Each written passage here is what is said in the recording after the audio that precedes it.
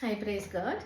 ഇന്നത്തെ തിരുവചനം മിസ്റ്റർ ലൂക്കായുടെ സുവിശേഷം 13-ാം അധ്യായം 1 മുതൽ 5 വരെയുള്ള തിരുവചനത്തിലൂടെ നമ്മൾ പോകുമ്പോൾ തിരുവചനം ഇപ്രകാരമാണ്: ഗലീലിയക്കാരായ ഏതാനും പേരുടെ ബലികളിൽ അവരുടെ രക്തം കൂടി കലർത്തിയ വിവരം പീലാത്തോസ് കലർത്തിയ വിവരം ആ സമയത്ത് അവിടെ ഉണ്ടായിരുന്ന അവർ ചിലർ അവനെ അറിയിച്ചു.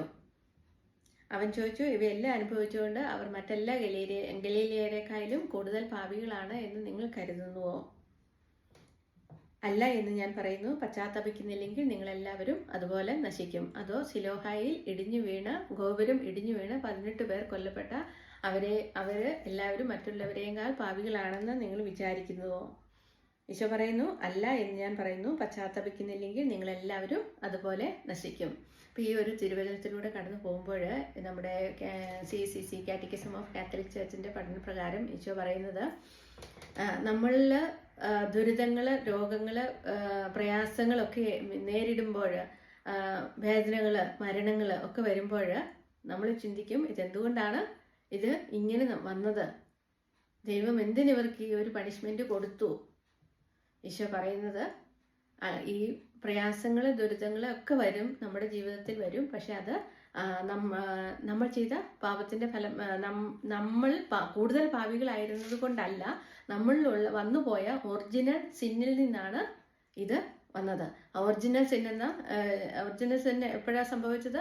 ആദവും ഹവ്വയും തെറ്റ് ചെയ്തപ്പോൾ അവിടുന്നാണ് ആ ഒറിജിനൽ സിൻ വന്നത്. ആ ഒറിജിനൽ സിൻ വന്നപ്പോൾ അതിലൂടെ നമ്മൾ ഓരോരുത്തരും ആ പാപങ്ങൾ ഏറ്റെടുത്തുകൊണ്ട് തലമുറകളായിട്ട് നമ്മൾ ഏറ്റെടുത്തുകൊണ്ടിരിക്കുകയാണ്.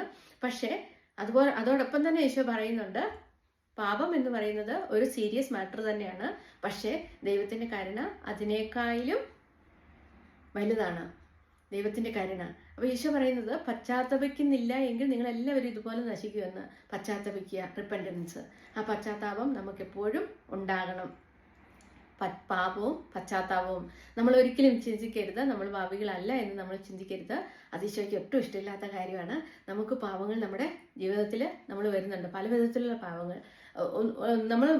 നമ്മൾ ഒരാളെ കൊന്നാലോ അല്ലെങ്കിൽ അടിച്ചാലോ കുത്തിയാലോ അത് മാത്രമാണ് പാപം എന്ന് നമ്മൾ വിചാരിക്കരുത്. നമ്മുടെ ചിന്തകളിലൂടെ വരാം, കേൾവിയിലൂടെ വരാം, കണ്ണുകളിലൂടെ വരാം, നമ്മുടെ നാവിലൂടെ വരാം, പല കാര്യത്തിലൂടെ നമ്മളൊന്ന് ഇരുന്ന് നമ്മൾ ചിന്തിച്ചു കഴിഞ്ഞാൽ നമുക്ക് മറ്റുള്ളവർക്ക് നമ്മുടെ ആത്മാവിനെ എതിരായി ചെയ്തു പോയ പാപങ്ങൾ എന്തൊക്കെയാണെന്ന് നമ്മൾ ചിന്തിച്ചു കഴിഞ്ഞാൽ നമുക്കതിനെക്കുറിച്ച് നമുക്കറിയാൻ പറ്റും.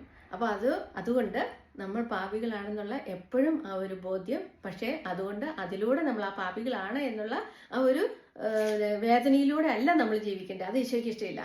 പക്ഷേ പശ്ചാത്താപത്തിലൂടെ ഈശോയുടെ കരുണ ഏറ്റുവാങ്ങുന്നവരായിരിക്കുക. ഈശോയുടെ കരുണയിലേക്ക് നമ്മൾ വരിക, ഈശോയുടെ കരുണ നമ്മൾ പ്രാപിക്കുക.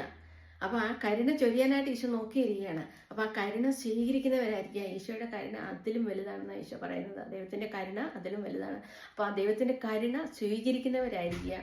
പശ്ചാത്തപിക്കുന്നില്ലെങ്കിൽ നിങ്ങളും ഇതുപോലെ നശിക്കും എന്ന് ഈശോ പറയുന്നത് നമ്മുടെ ആ പശ്ചാത്താപത്തിന്റെ ഒരു സീരിയസ്നെസ് മനസ്സിലാക്കി തരാൻ വേണ്ടിയാണ് ഈ ഒരു തിരുവചനം എന്ന് പറയുന്നത്.